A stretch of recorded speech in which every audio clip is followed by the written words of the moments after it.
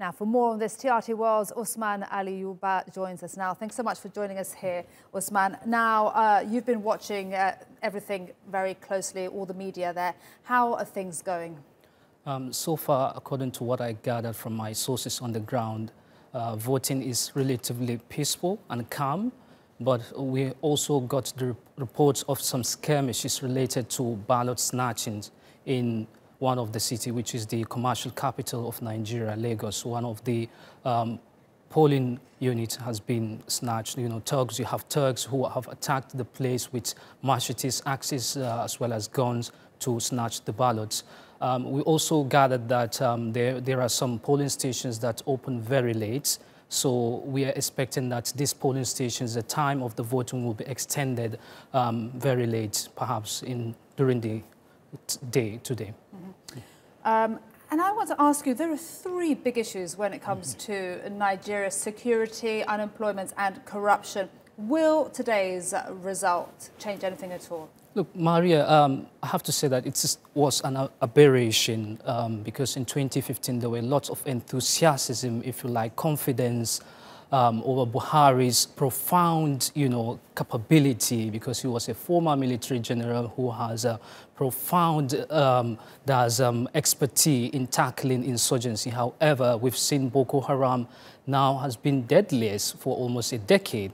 He's incapable. Why? Because there's one, reluctant strategy which he has been using since he came into power.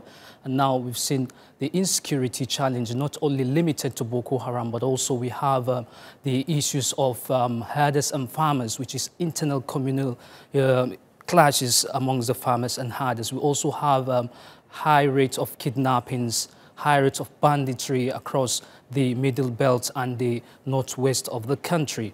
Again, corruption is another issue which Buhari, when he was elected, he came into office with the campaign promise that he's going to tackle corruption. However, we've seen Transparency International Index, which hasn't shown, an outstanding performance for the country. Okay.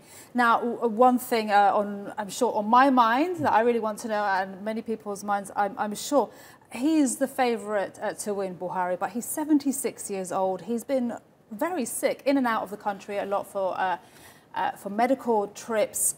Does he have the power to take over for the next 4 years? His supporters are very, very adamant. Critics have always tell them that, look, this man, he's incapable because during his administration, he spent almost half of his administration on medical trip. He's been in the UK for over 6 months, receiving treatment, and he's back to the country after that. When he recovered, he came back to the country still fragile.